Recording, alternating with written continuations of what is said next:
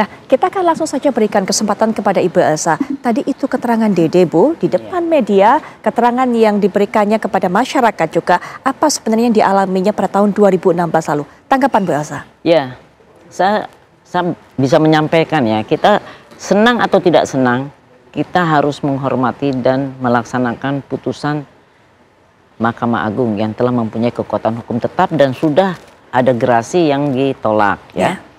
Jadi tidak ada yang kita lihat selain putusan tersebut. Masalah keterangannya Dede itu ya kan sudah dieksaminasi secara jelas di persidangan. Yang nanya hakim, 3 majelis hakim, jaksa, tim jaksa dan juga kuasa hukumnya ya. Jangankan siapa Dede, tersangkanya aja yang sekarang terpidana itu dia waktu rekonstruksi dari awal di BAP sudah ada didampingi lawyer dan kemudian sewaktu dia dinyatakan rekonstruksi dia bisa melawan kok penyidik, saya nggak mau rekonstruksi.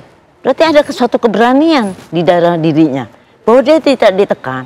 Kemudian waktu dia mengajukan pra peradilan ditolak, sudah itu dia sidang kan, begitu sidang dakwaan dia bikin eksepsi ditolak. Kemudian persidangan berjalan, seorang terdakwa aja yang sekarang terpidana bisa mencabut BAP. Kalau ini saksi kan dia lebih bebas, terdakwa aja bebas di persidangan, apalagi saksi.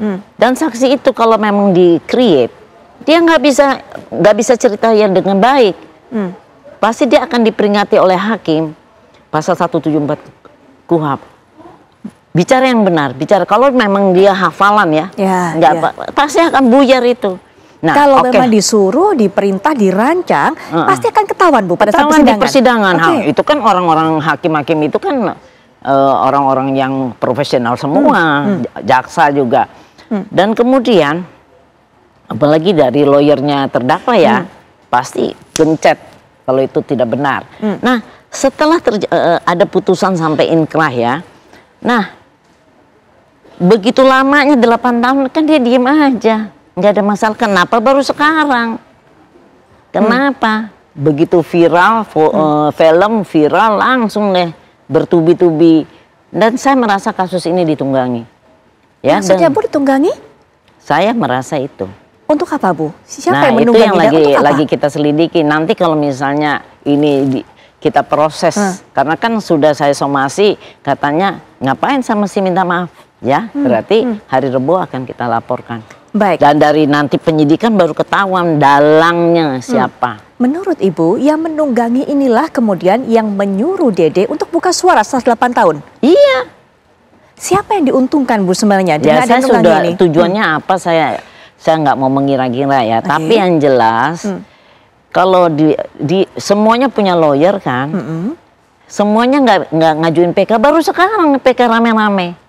Dan novumnya laporan polisi, kan nggak bisa. Novum itu adalah fakta yang terselip, yang tidak terungkap pada saat itu, bukan fakta yang dibikin baru ya. Yang mana fakta itu sangat bisa merubah keadaan. Tapi kan ini faktanya bikin laporan polisi, ngelaporin Ibnu. Kenapa nggak dari dulu? Kalau dibilang, oh saya dulu miskin, saya nggak mampu. Loh, sekarang berarti ada yang kaya dong. Berarti ada duit dong. Ya kan, ini logika bodoh saja ya. Tapi pada saat itu kan ada lawyer yang berjuang. Saya lihat pejuang-pejuang sakaratul maut juga. Kenapa waktu itu tidak seperti ini?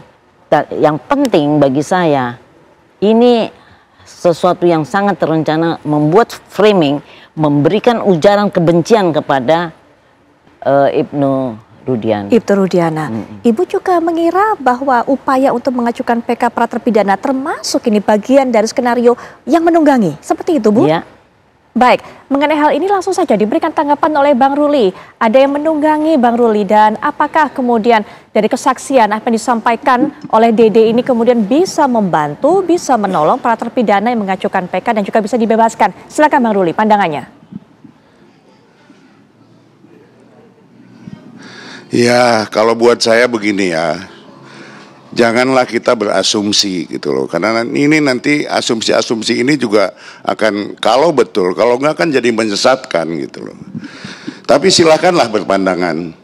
Tapi buat kami ini tim kuasa hukum terpidana, kami ini baru menjadi kuasa 2 bulan yang lalu gitu. Kami lihat, kami bahas, kami dalami itu berkas-berkasnya. Kan saya juga nggak ada 8 tahun yang lalu. Saya kan hanya baca berkasnya gitu loh. Nah oleh karena itu banyak kejanggalan-kejanggalan kami ingin uji. Untuk apa? Yaitu untuk kami mendapatkan novum-novum baru. Itulah kami bikin laporan polisi. Laporan polisi itu kalau buktinya nggak cukup, mana mungkin polisi mau nerima. Kita mulai awal kita mengadukan Pasren dan anaknya Kavi. Yang kedua kita adukan Dede dan Aep. Yang terakhir Ludiana. Ini kan semua proses dalam rangka kami menurut versi saya ya, ini proses untuk menemukan novum gitu loh. Kalau keadaannya sekarang jadi berubah, kan itu bisa jadi novum. Jadi buat saya sekarang, saya tidak ingin menyalahkan siapapun gitu. Saya hanya ingin memperdalam masalah ini dan kemudian saya ingin mencari bukti untuk membebaskan 6 terpidana. Itu saja tujuan saya dan tidak ada tujuan lain gitu loh. Sesuai dengan permintaan mereka ketika waktu pertama kali mereka datang kepada kami untuk minta bantuan hukum. Nah ini kami berikan bantuan hukumnya gitu. Begitu. Baik, dan Bang Ruli cukup yakin Bang Ruli bahwa apa yang disampaikan Dede ya, bisa membantu bisa membantu para terpidana untuk bebas? Nah, ini ya. Begini, kami mengadukan Dede dan Aep kepada polisi, ya kan? Belum sampai pada tahap baru mungkin awal penyelidikan, ini udah datang nih Dedenya. Nah ini kan maksud saya gitu ya. Ini masalahnya gitu loh. Nah kalau kemudian Dede sekarang sudah mengaku, nah ini kondisinya kan dari keadaan baru gitu. Bahwa kesaksian dia yang pada waktu 2016 itu udah dicabut sama dia gitu. Nah itulah jadi saya kira bahwa kami melakukan laporan polisi ini bukannya mau menyudutkan atau ingin menyalahkan, enggak, sama sekali enggak. Karena saya nggak tahu kondisi 8 tahun yang lalu, maka saya mulai lagi penyelidikan saya dari nol gitu loh. Dari mulai penjembatan itu sampai pada kesimpulan akhirnya kami harus melaporkan para yang terlapor ini. Saya kira ini maksudnya untuk cari bukti-bukti itu tujuan kami gitu. Jadi jangan ya orang boleh beranggapan kemudian boleh mengatakan ini ditunggangi segala macam ya. Silakan aja, tapi kan ini nanti berimplikasi kurang baik begitu. Jadi kalau nggak ada bukti ya jangan ngomong lah. Begitu aja dari saya. Baik, Bu Elsa, jangan ada asumsi menyesatkan. Kalau memang kemudian mengatakan bahwa ada yang ditunggangi, apa sebenarnya dasarnya?